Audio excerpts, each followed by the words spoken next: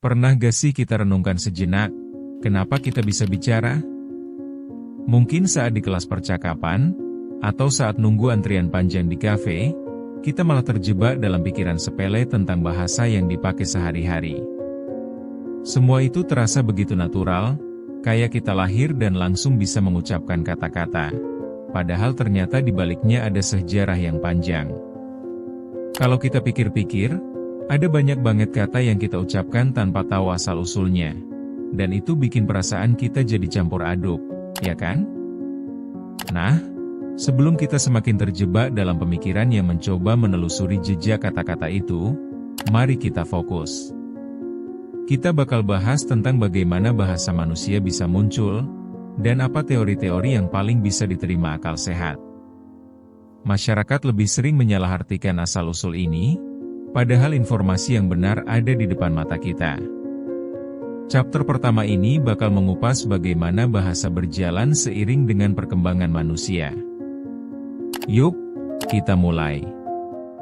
Chapter 1, Sejarah Awal Bahasa. Mungkin selama ini kita berpikir, bahasa itu sudah ada sejak Adam dan Hawa. Tapi, tunggu deh, apa kita pernah tanya, bahasa seperti apa yang mereka pakai?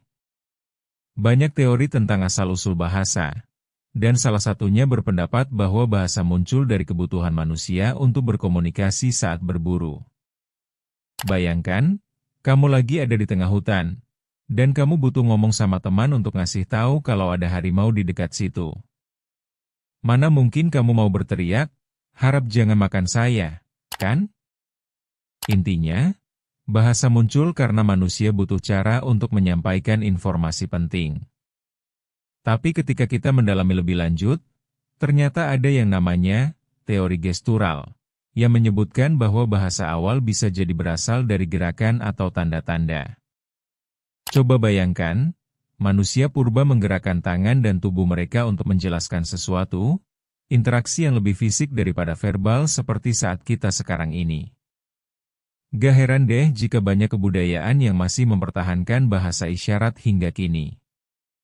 Nah, di antara semua teori ini, mana yang paling dekat di hati kita? Mari kita lihat lebih dalam di chapter selanjutnya. Chapter 2, Teori-teori asal bahasa. Bicara tentang teori-teori asal bahasa, kita pasti bertemu dengan penemuan-penemuan yang bikin kita manggut-manggut. Ada teori onomatope yang bilang bahwa suara-suara kita berasal dari alam. Contohnya, suara, kicau, burung yang kita ubah jadi kicau dalam bahasa. Cukup menggelitik sih, tapi kita perlu tahu bahwa tak semua suara bisa direpresentasikan dengan indahnya.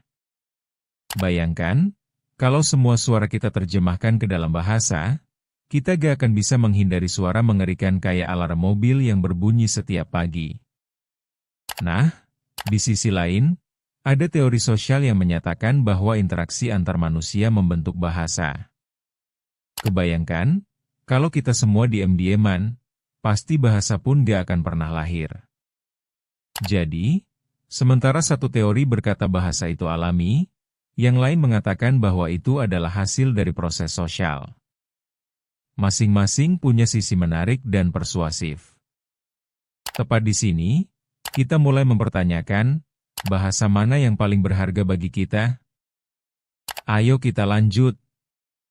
Chapter 3, Bahasa yang mengakar di budaya. Dimanapun kita berada, kita gak bisa lepas dari budaya yang membentuk cara kita berbicara. Bahasa bukan sekadar kumpulan kata. Dia adalah refleksi dari kultur, tradisi, dan nilai. Kamu mungkin gak sadar, kan kalau di satu daerah, kata yang sama bisa punya arti yang berbeda? Hal inilah yang menyebabkan banyak kebingungan saat kita mencoba untuk berkomunikasi lintas budaya. Ada kalanya kita pengen nyampain maksud baik, tapi bisa salah kaprah karena penggunaan kata yang keliru. Misalnya, di beberapa daerah, sapaan bisa bikin bingung. Misalnya, kamu, atau Anda. Sederhananya, jika kita pakai istilah yang kurang tepat, bisa menciptakan ketidaknyamanan. Itu sebabnya, pemahaman budaya menjadi kunci untuk memahami bahasa dengan lebih dalam. Mengapa kita kadang merasa kurang ketika berinteraksi dengan orang dari latar belakang berbeda? Ya, ini menjadi tantangan yang bisa kita hadapi dan membuat kita lebih kaya dalam berkomunikasi. Chapter 4, Evolusi Bahasa Seiring Waktu. Seiring berjalannya waktu, kita menyaksikan bagaimana bahasa berevolusi, ditransformasikan oleh teknologi dan pergeseran budaya.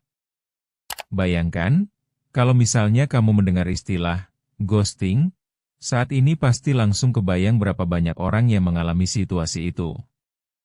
Bahasa bukanlah hal yang statis, dan itu membuat kita kadang merasa terasing ketika ada istilah baru yang muncul. Di satu sisi, perubahan ini membawa keunikan, tetapi di sisi lain, kita harus beradaptasi dengan cepat. Dengan munculnya internet dan media sosial, siapa sangka bahasa kita menjadi lebih berwarna dan kadang-kadang kacau? Nah, di tengah hiruk-pikuk ini, ada baiknya kita mengingat satu hal. Evolusi ini bukanlah sesuatu yang harus kita takuti. Justru sebaliknya, itu adalah tanda bahwa kita masih hidup, berinteraksi, dan berkembang sebagai individu. Proses ini bisa jadi memicu ketertarikan kita untuk menyelami lebih dalam berbagai tren bahasa baru yang ada di sekitar kita. Chapter 5, Kesimpulan dan apa selanjutnya? Akhirnya, setelah menjelajahi panjangnya perjalanan bahasa manusia, kita dihadapkan pada satu pertanyaan yang mencolok. Apa yang selanjutnya? Bahasa adalah jembatan, bukan hanya alat komunikasi, tapi juga sarana untuk memahami diri kita lebih baik. Jadi, apa satu hal yang bisa kita lakukan setelah menyadari kedalaman di balik bahasa yang kita pakai? Pertama-tama, kita perlu lebih peka terhadap makna di balik kata-kata yang kita ucapkan. Kedua, mari kita belajar dari berbagai bahasa dan cara orang lain berinteraksi. Ketiga, jangan takut untuk bereksperimen, karena bahasa itu hidup dan selalu berubah. Dengan memahami asal-usul bahasa, kita bukan hanya bersentuhan dengan sejarah, tetapi juga menjangkau batas-batas baru dalam komunikasi. Dengan setiap kata, kita menggali makna yang seringkali terlewatkan dan menjadikan interaksi kita lebih kaya. Ini adalah perjalanan yang tidak akan pernah berakhir dan seharusnya selalu kita lanjutkan. Jangan lupa subscribe di Memoria untuk informasi menarik lainnya. Karena setiap hal punya asal.